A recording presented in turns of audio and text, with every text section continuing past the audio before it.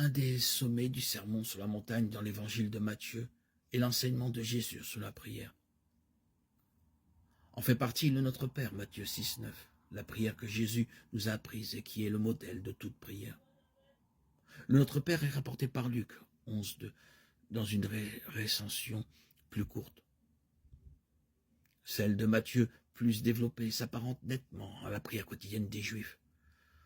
Le disciple doit prier pour que vienne le règne, le royaume de Dieu, qui est tout proche, qui est même déjà là, au milieu des hommes, dans la prédication de Jésus. La prière que Jésus nous a apprise dépasse toute autre forme de prière ou de supplication. Elle ne consiste pas à débiter un flot de paroles, ni à nous infliger un pensum. Elle nous apprend à nous situer en vérité devant Dieu le Père. On ne peut la concevoir comme une tractation ou un marchandage. Je te donne cela, tu me donnes en échange l'équivalent, et si possible davantage. On ne peut ainsi abuser de Dieu en faisant de lui le moyen de satisfaire nos caprices. Le disciple prie pour obtenir le pain nécessaire à sa vie aujourd'hui et non pour avoir des garanties concernant ses besoins futurs.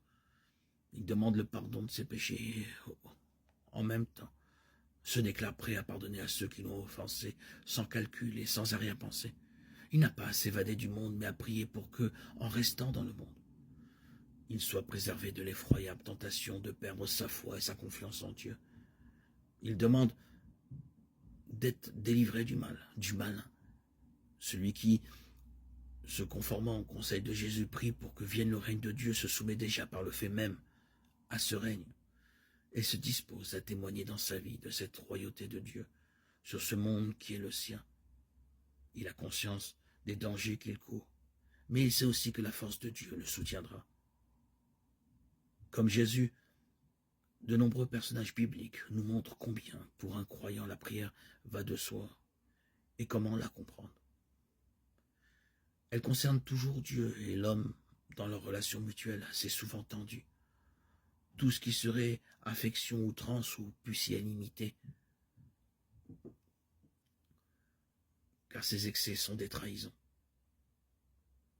serait ici mensonge, abus.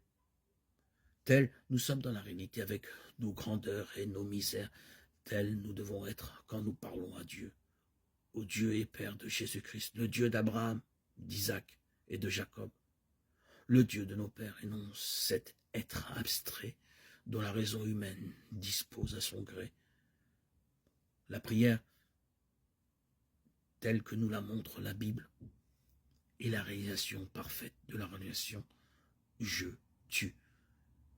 C'est un combat, une lutte, une contestation entre l'homme et Dieu. Il ne faut jamais lâcher Dieu. Nous pouvons voir le combat de Jacob en Genèse 32, 27, qui nous est donné comme modèle. Il nous faut prier comme un petit enfant prie sa mère, se taire, écouter, s'étonner, être subjugué, rendre grâce, être heureux devant Dieu.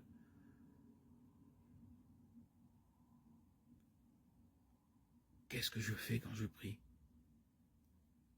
J'expose mon âme aux rayons du soleil.